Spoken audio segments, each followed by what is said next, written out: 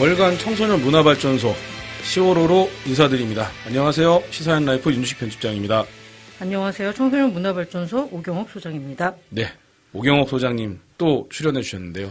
자, 이번 두 번째 시간으로 저희가 찾아오게 됐는데 첫 번째 시간 저희 녹음분이 생각보다 온라인에서 많이 퍼졌던 것 같아요. 의외로 많은 분들이 청취를 해주셔서요.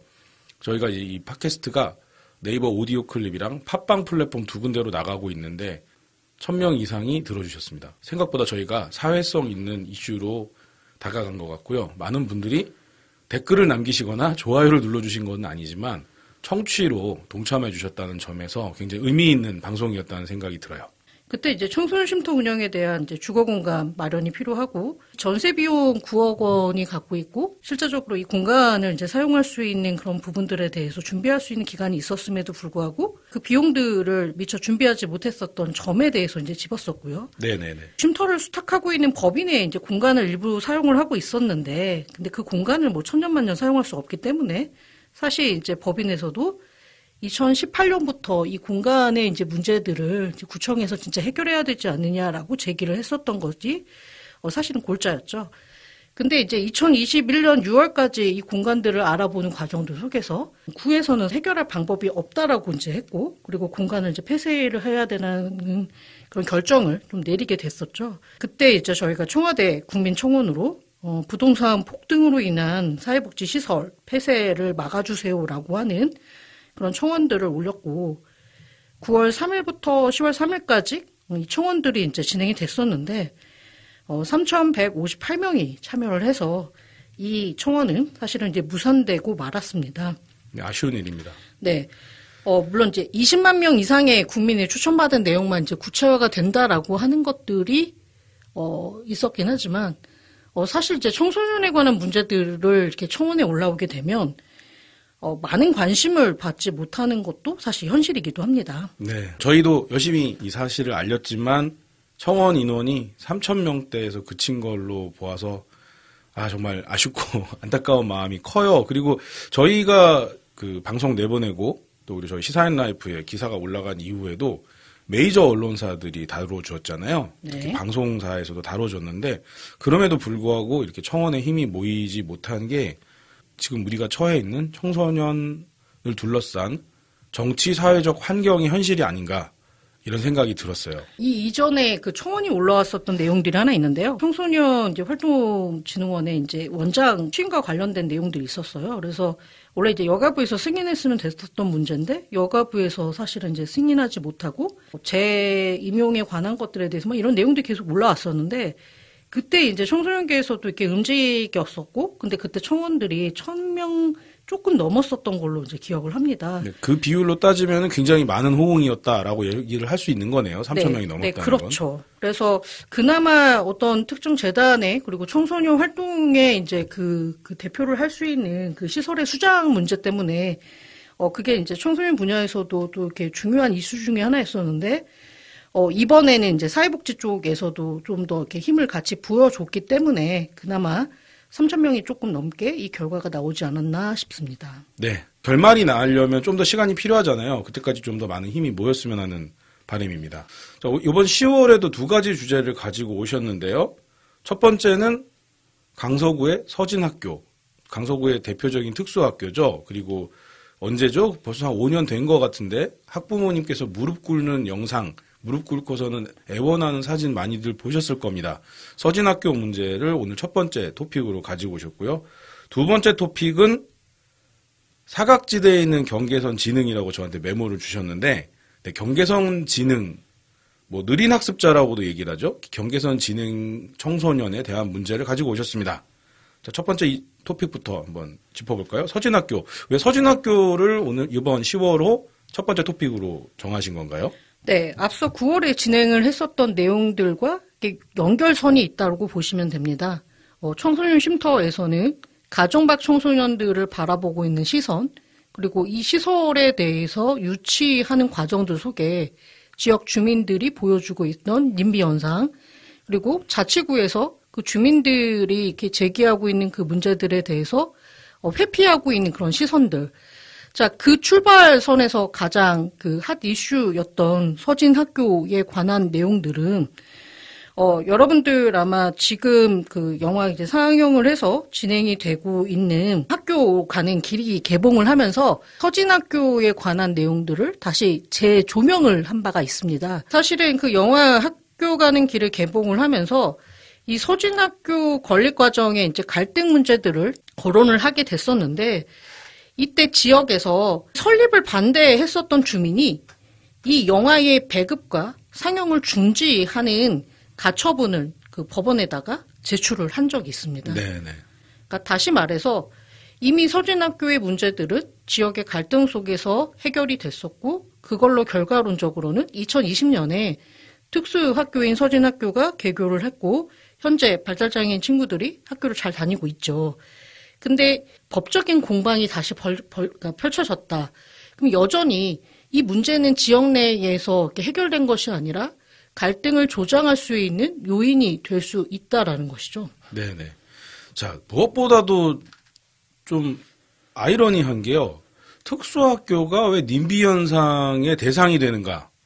특수학교가 혐오시설인가? 이거에 대해서 한번 질문을 던져볼 필요가 있는 것 같아요. 뭐 예를 들어서 화장장이라든가 그다음에 쓰레기 처리하는 시설이라든가 뭐 이런 것이라면 지역 사람들이 뭐 좀 싫어하거나 좀 이런 시설은 우리 지역에 들어오지 않았으면 좋겠다라고 생각할 수는 있는데요. 특수학교가 우리 지역에 들어오는 것을 왜 혐오하는가? 왜 그게 들어오면 왜 집값이 떨어진다고 생각을 하는가? 동네가 안 좋아진다고 생각하는가? 그 이유가 뭘까요? 방금 말씀 주신 그 부분들이 가장 큽니다. 집값이 떨어진다라고 생각하는 것들이 가장 많고요.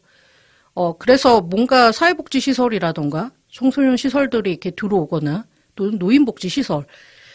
최근에 그 송파구에서도 시립 송파 실버 케어 센터가 주민 반대로 무산이 됐었던 사건이 있었어요. 네. 근데 사실 이때 이것을 보고 한 국회의원이 검색을 하시면 그 국회의원이 누구신지 다 아실 겁니다. 근데 그분이 이를 기쁘다고 말했어요. 그러니까 주민의 오랜 수건이 이 시설이 들어오면 안 되는 그것을 이제 막았다. 그것에 대해서 나는 기쁘다라고 표현을 했다라는 거죠. 다시 말해 어떻게 보면 사회적으로 이 대상들을 품고 가야 되는 그 대상을 온전히 바라봐야 되는 국회의원들조차도 주민의 가지고 있는 어떤 그런 의식들과 주민이 자신의 재산권을 보호하는 것들에 더욱더 동조하고 있는 그 모습들을 사실 최근 9월에 있었던 이 송파의 노인시설의 이 설립 무산에 대한 그 사례가 또 한 측면으로 이렇게 보여진다고 생각이 됩니다. 지역사회에 이런 시설이 들어온다는 거는 어떤 면에서 더 살기 좋은 지역, 살기 좋은 마을이 된다는 의미거든요. 그렇죠.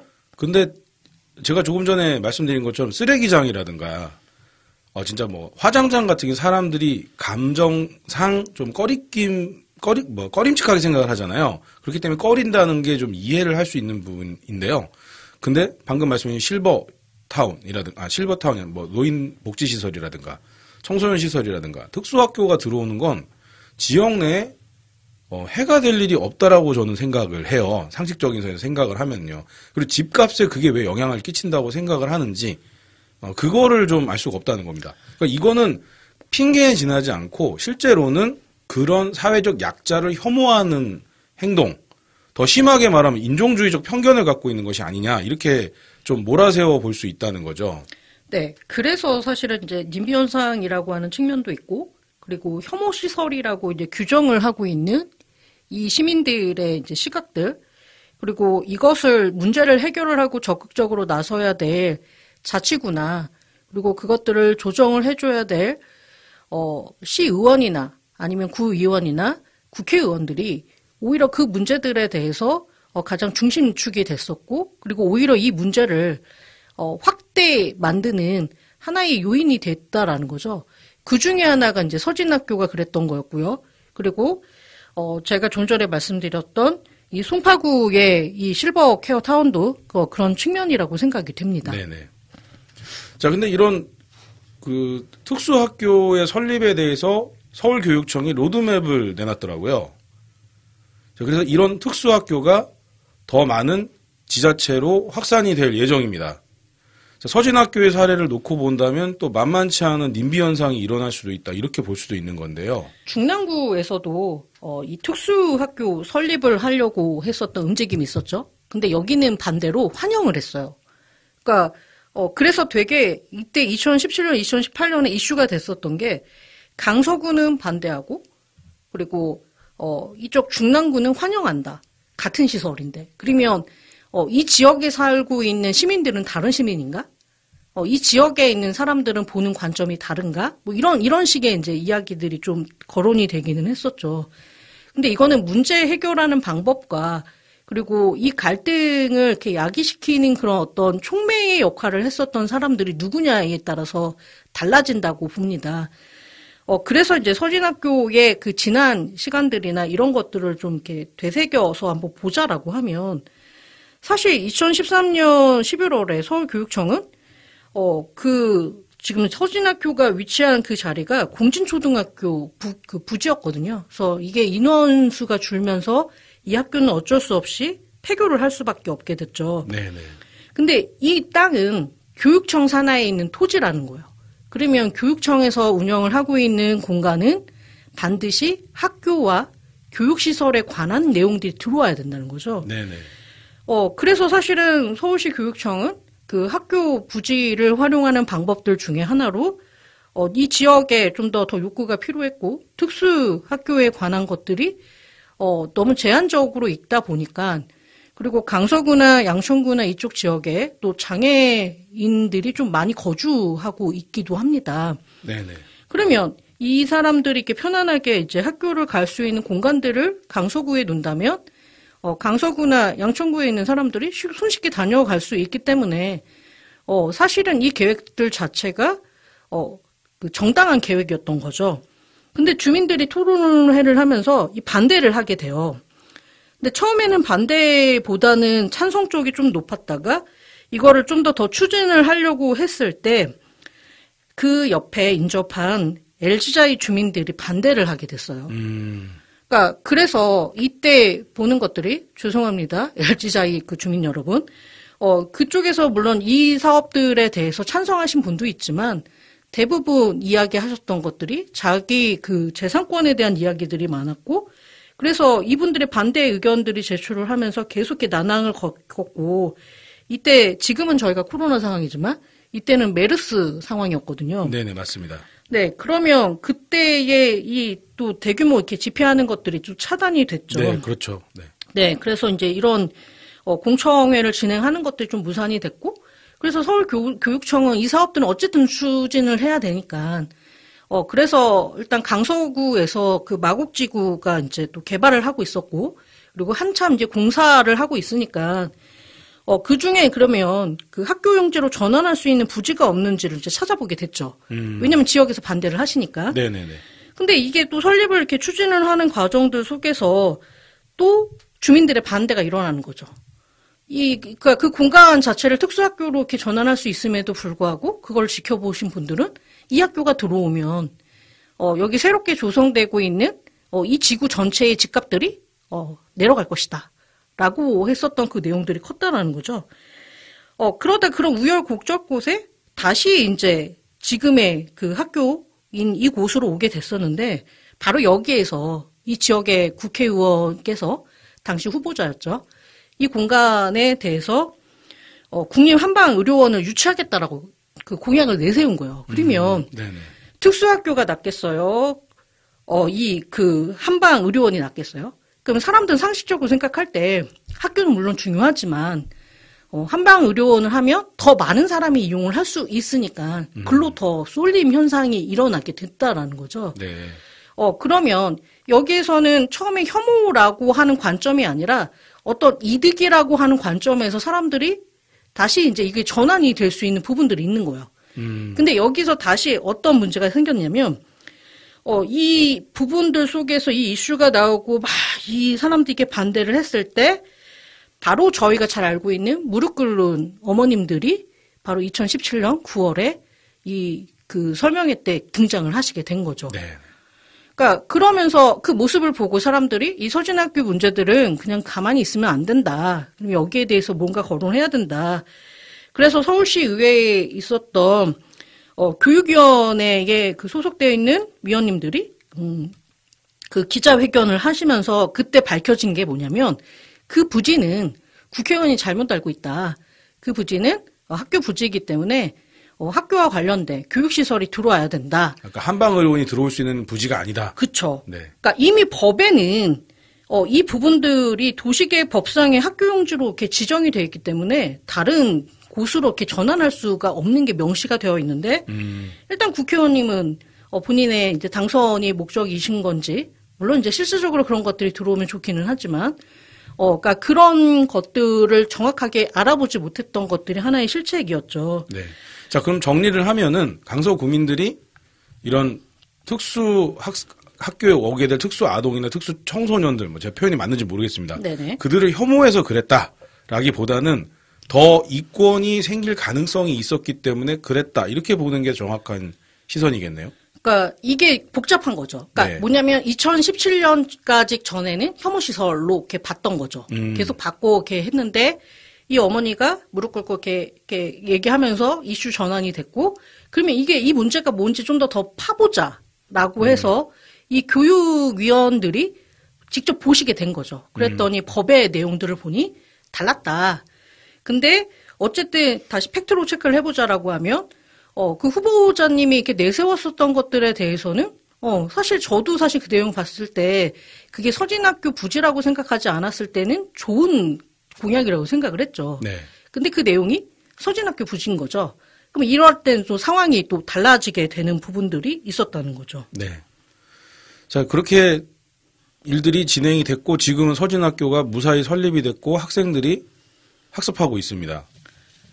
네, 그리고 네. 서진학교가 설립된 이후로 이제 새로운 로드맵이 형성이 되면서 제가 관련 기사 읽기로는 7개의 특수학교가 더 생기기로 되었다고 네, 그렇게 봤습니다. 네, 현재 그 서울시 교육청에 있는 우리 교육감님의 공약입니다. 네. 그래서 7개의 이제 그 학교를 이제 설립하는 것들이 이제 추진이 되고 있었고, 중량구에서는 사실은 이제 이 부분들이 이제 환영을 받았었는데, 다른 지역에서는 또 서진학교와 유사한 그런 문제들이 좀 야기도 되기도 했었어요. 그래서, 이게 이제 지역이 가지고 있고 지역에 이제 수용할 수 있는 그 능력에 따라서 이제 달라질 수도 있지만, 어쨌든 이 문제들에 대해서 저희가 생각을 해 봐야 될 것은 교육권 우선이라고 하는 것들, 그리고 누구나 그 교육을 받아야 되는 평등권에 대한 것들, 그리고 이것은 국민이 누려야 될 기본권이라는 것들이 우선이 돼야 된다는 것만큼은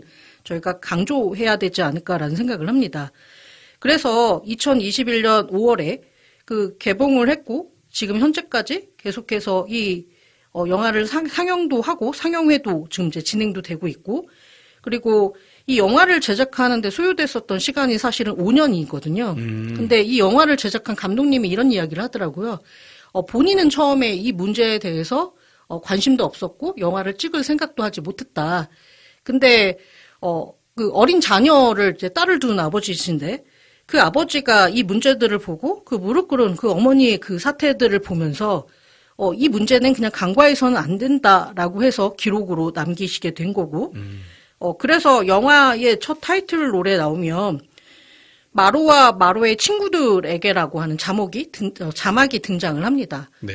이거는 아이들에게 이러한 현상들이 계속 반복해서 되지 않았으면 좋겠다라고 하는 아버지의 마음이라고 저는 생각이 됩니다. 네.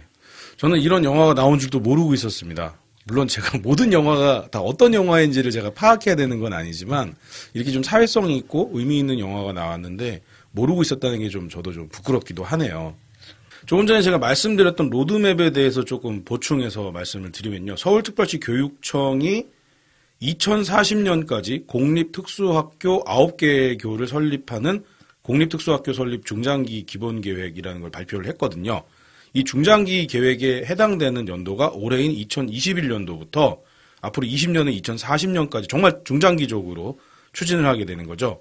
그래서 지금 특수학교가 없는 8개 자치구 중에서 특수학교를 설립하기가 애매한, 아마 인구 구조 때문에 그런 것 같습니다. 중구를 제외한 7개 자치구에 한 개의 특수학교를 이제 설립을 하는, 자, 그래서 8개 자치구 중에서 7개 자치구에 7개 학교를 추진을 하겠다.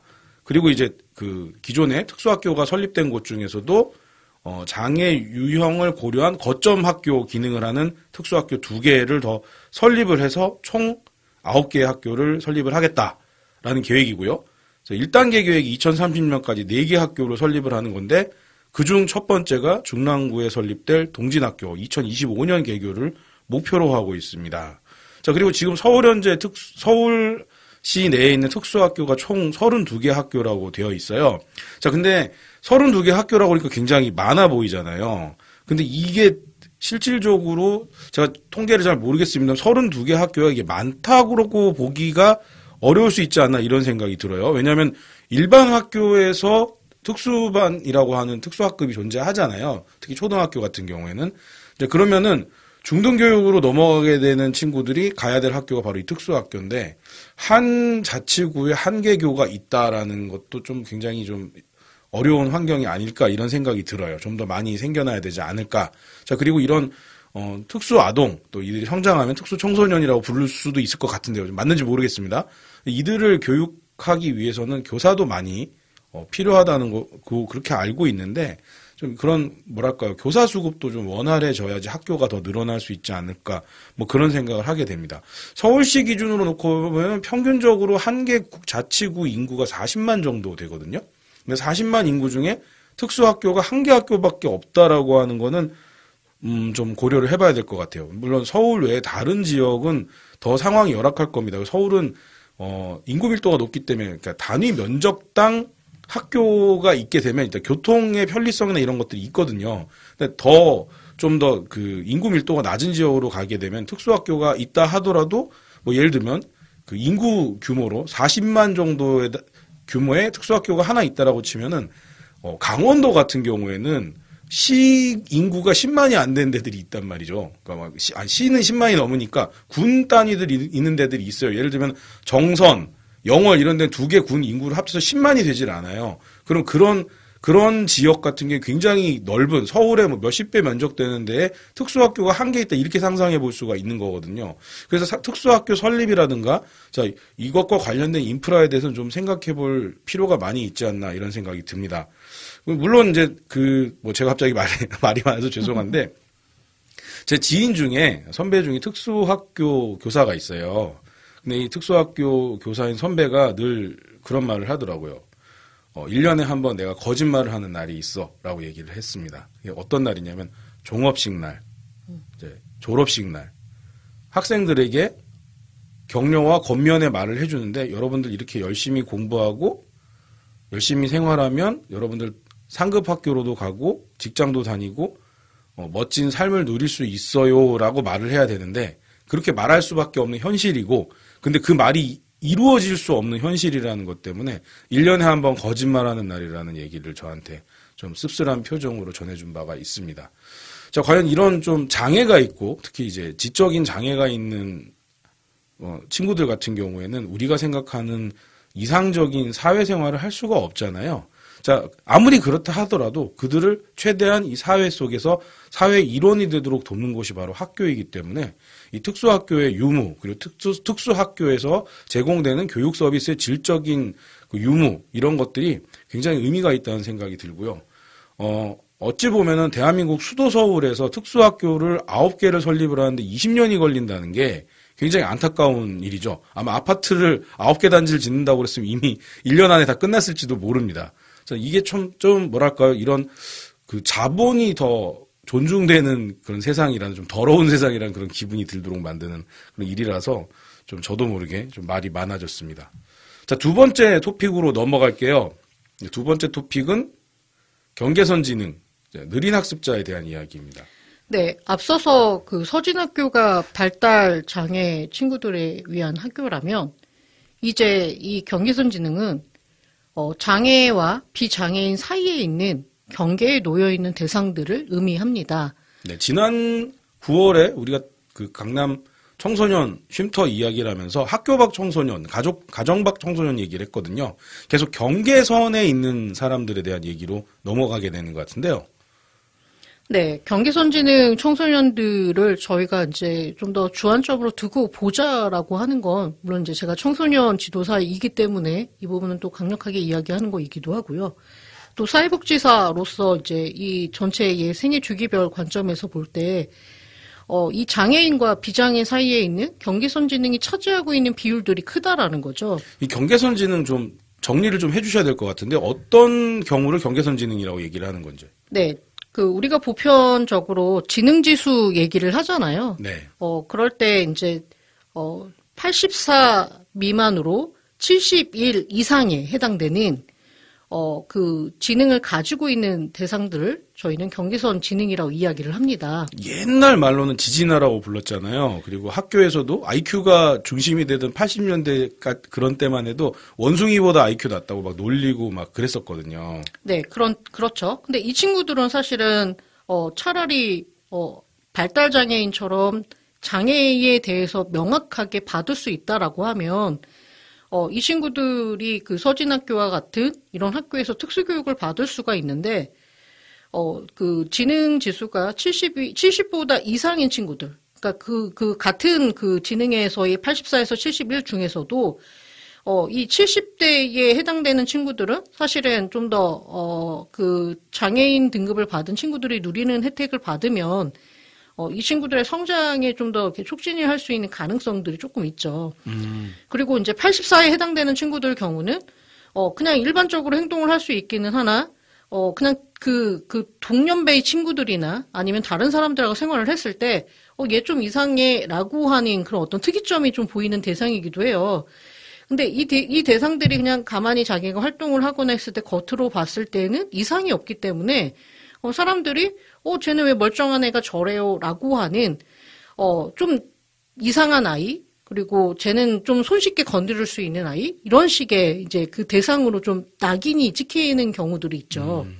그리고, 앞서 이제 윤 편집장님이 이야기 주신 것처럼 저희가 지난 그 9월에 다뤘었던 학교 밖, 가정 밖에 이렇게 놓여있는 친구들 중에 또 이 경계선지능에 속해 있는 친구들이, 그런 그 분류 속에서도 아이들이 이렇게 등장을 하곤 합니다. 네. 지금 이야기를 나누다 보니까는 아까 서진학교 이야기에서 특수학교, 그러면서 특수아동, 특수청소년 제가 이렇게 얘기를 했는데요. 그럼 이걸 어떻게 얘기를 하는 거죠? 발달장애라고도 하고, 지적장애는 정식 용어가 아닌 건가요? 발달장애라고 부르는 게 원래 정확한 표현인 건가요? 그러니까 발달장애 속에서는 저희가 아스퍼거스 증후군이라던가 이런 대상들, 그리고 방금 말씀 주신 지적장애도 다 포함이 되는 용어이기도 합니다. 근데 이제 경계선지능에 대해서 왜 이렇게 좀 더 포커스를 잡냐면요. 이게 그 9월 달에 다뤘었던 내용들하고 좀 이렇게 많이 맞물려요. 아까 보건복지부가 여성가족부의 이제 시설의 자립에 대한 대상들도 이야기를 했었잖아요. 네네. 자립 지원 대상자 중에, 보건복지부에서는 시설아동 자립 지원의 세 번째 트랙으로 경계선지능에 대한 지원 사업들이 있기는 해요. 근데 보건복지부에서도 이 부분들을 그냥 간과할 수는 없다라고 해서 아동 정책의 일환으로 이렇게 들어가기는 하는데, 네. 지금, 전국적으로 움직임들은 이 경계선지능인들에 대해서, 그들의 이제 처우도, 우리가 이렇게 염두를 해야 되고, 그리고 그들의 교육을 평생적으로 이렇게 서비스가 들어가야 되는데, 이게 개인의 어떤 이제 그 집에서 사실은 제공을 할 수 있는 것들이 비용에 따라서, 그러니까 어느 정도 재정적이 되시는 분들은 다 소화가 가능하지만 경제적인 어려움을 갖고 있는 분들은 자녀들에게 이런 지원들을 해줄 수가 없거든요. 그러면 역시 서진학교 친구들에게 저희가 교육권, 그리고 가장 누려야 될 기본권에 대해서 강조한 것처럼 이 사각지대에 있는 대상들에게도 온전하게 이 친구들이 세상을, 사회를 살아갈 수 있도록 돕는 그런 기능적인 것들이 필요하기 때문에 지금은 경계선 지능에 대한 움직임들이 있습니다. 네. 자, 그러면은 제가 조금 더 깊게 좀 들여다봐야 될 필요가 있어서 말씀을 여쭤보는 건데요. 조금 전에 차라리 그 지능지수 IQ 71에 근사한 70대에 있는 친구들 같은 경우에 차라리 장애 등급을 받으면 서진학교와 같은 특수학교에 가서 교육을 받을 수 있고 그것이 이들의 성장에도 도움이 된다라고 이렇게 말씀하셨거든요. 그러니까 얼핏 들으면 좀 오해하기 쉬운 이야기를 좀 풀어서 설명을 좀 해주시면 좋을 것 같아요. 네네네. 네, 방금 그렇게 설명을 하면 큰일 납니다. 네네네. 네, 일단은 그 경계에 있다라는 것은 어떤 대상자 입장에서는 이 친구가 장애를 갖고 있지 않아서 다행이다라고 볼 수도 있고요. 네네. 장애의 범주에 있었던 친구가 이런 교육적이나 아니면 그 여러 가지의 서비스를 통해서 본인이 통상적으로 갖고 있던 지능이 상승해서 경계선으로 갔을 때에는 그 친구는 성장을 했기 때문에 그쪽에서는 감사할 수 있는 그런 내용인 거죠. 근데 저희가 경계선 지능이라고 이렇게 이제 수치화로 했었던 부분들 속에서 이 경계선 지능인들을 이 수치로만 이제 판단하는 것이 아니라 여기 플러스 이 친구들의 사회성을 봐야 돼요. 네네. 그러니까 지능이 높고 사회성이 낮은 친구들, 네. 그냥 우리 보편적으로 사회생활을 하는데 사람들과 같이 어울려 살지 못하는 그 친구들도 사실은 저희가 좀 이렇게 품어야 될 대상이기도 하고요. 그렇죠. 은둔형 외톨이, 뭐 개방형 외톨이, 뭐 이런 분들이 있잖아요. 네네. 뭐 그렇게도 이렇게 분류가 될 수도 있고, 그 다음에 이제 사람들에게 쟤는 너무 이기주의야, 뭐 이렇게 이렇게 바라보는 그런 어떤 시각의 대상자들도 존재할 수도 있죠. 그리고 지능 지수가 이렇게 이제 그 보편이라고 하는 일반적이라고 하는 그 개념 안에 들어가지 못한 사람들 중에 사회성이 되게 좋은 사람들이 있거든요. 네. 이런 분들은 되게 다양한 활동들을 해요. 그리고 자기의 어떤 그런 역할이나 이런 것들을 추진을 하고 있죠. 그래서 우리는 이 경계선 지능이라고 하는 이 용어 사용들을 지금은 느린 학습자라고 하는 용어로 대체해서 사용도 하고도 있습니다. 근데 이제 아까 앞서 말씀드린 것처럼 보건복지부가 그 자립 그 지원에 관한 정책에 그 그룹홈에 있는 아이들에 대한 지원과 그리고 현재는 지역아동센터에 있는 경계선 아동들에 대한 이제 지원 사업들을 추진을 하는데 법적인 부분들에 대한 근거들이 필요하죠. 네. 그래서 서울시에서는 작년에 이 경계선 지능인을 위한 평생 교육에 관한 내용들에 대해서 조례가 최초로 제정이 됐었습니다. 그래서 법의 그런 부분들에 대해서 이 부분들을 움직일 수 있도록 정확하게는 서울특별시 경계선 지능인 평생교육 지원 조례를 제정을 했고요. 그리고 현재는 이 사업들을 추진을 하기 위해서 연구사업들이 수행이 되고 내년에는 경계선 지능 청년들을 대상으로 주안점은 청년이 좀 이렇게 포커스가 될 것 같고요. 이 평생교육 지원센터가 내년에 종로에 설치될 예정입니다. 한 가지 더 얘기를 드리면요. 지금 이제 25개 서울시에 있는 자치구에서도 경계선 지능 느린 학습자에 대한 지원 조례들이 제정이 되고 있고요. 처음 이제 서초구에서 그는 경계선 지능 그리고 양천 그다음에 노원에서도 이 조례들이 이제 제정이 됐고요. 현재 구로구에서 경계선 지능인이 아닌 느린 학습자 지원에 대한 조례로 여기는 명칭을 좀 더 완화를 시키고 그리고 이 사람들에 대한 이제 오해를 좀 더 이제 축소하기 위해서 그런 움직임들이 진행이 되고 있습니다. 사실 조선시대 때 느린 학습자로 대표적인 인물이 한 분 있습니다. 충북 준평 출신의 선비 김득신이라는 분이 계시는데요. 이분이 굉장히 느린 학습자였어요. 그래서 어린 시절에 학습 진도를 못 따라가서 굉장히 놀림도 당하고 되게 힘들어했는데 든든한 후원자였던 아버지의 격려로 이해할 때까지 계속 공부하고 책을 계속 읽었다고 그래요. 그래서 그렇게 노력한 끝에 60세가 넘어서 과거에 급제하고 그 이후에 학자로서 많은 영향력을 후세에 남겼다고 합니다. 자, 이런 느린 학습자들에게 기회를 주고 그들에게 적합한 교육이 이루어지게 한다면 그들이 사회에 굉장히 이바지할 수 있고 사회에 한 역할을 하는 건강한 시민으로서 살아갈 수 있음을 이미 역사 속에서 찾을 수가 있거든요. 그래서 서울시의 조례 그리고 앞으로 나오는 새로운 로드맵들이 경계선 지능인들에게 많은 희망이 되었으면 좋겠습니다.